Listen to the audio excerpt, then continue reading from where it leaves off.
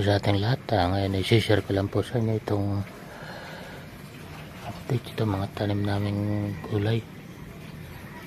Ayan po yung talbos ng kamote. Nakaraan maano yan, maliliit pa.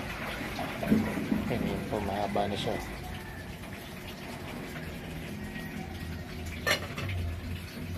Tapos ito yung isang puno ng ampalaya.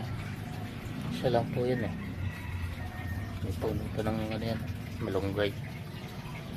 Pero ito na siya ngayon, mahaba na, may bungay. Ito sanga. Yan. Yan. Bunga na siya. Kaso naputol na yung ano yan, dulo. Pero may mga ano na siya dito yun, liit. Ayan na siya. Pubot. Yan. Tapos yan. Bunga niya. Mas maganda yung ano niya kumpara sa nung nakaraan eh. Tumisap dito.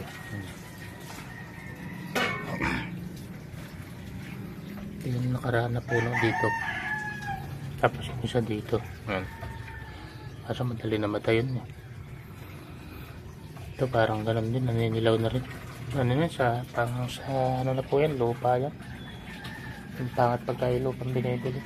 Pagka nakailang ano na naninilaw na. Madali manilaw yung gulay. Ito yung ubas, hindi siya lumalaki. Wala pa kasing init dito, hindi pa ulit pinipihit yung araw eh. Ito yung pinapaugat natin. Yan. Ito yun na kailangan piligan.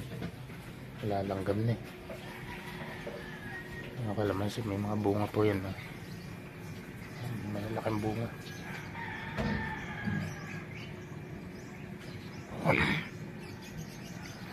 Hindi na masyadong kita ka ng dahon.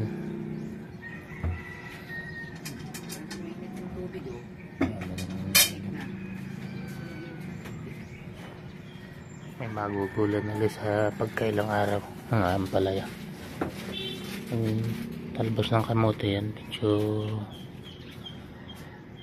para may problema yung mga napipili lupa. Hindi masyadong pagka tumagal sa halaman, naninilaw. Ito yung okrang isa.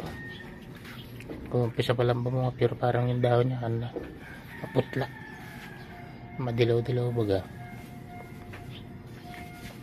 Ano nangyayari dyan?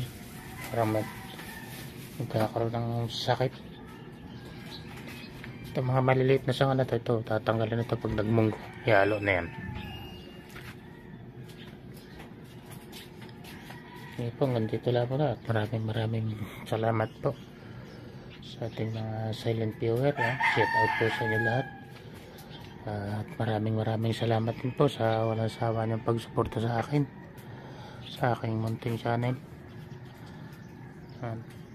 Shout out po sa inyo lahat. At sa ating silent viewer. Sa mga napapadaan lang sa aking channel, maraming salamat po sa inyo. At sa inyong lahat, nandito lang po muna. Bye bye. God bless po.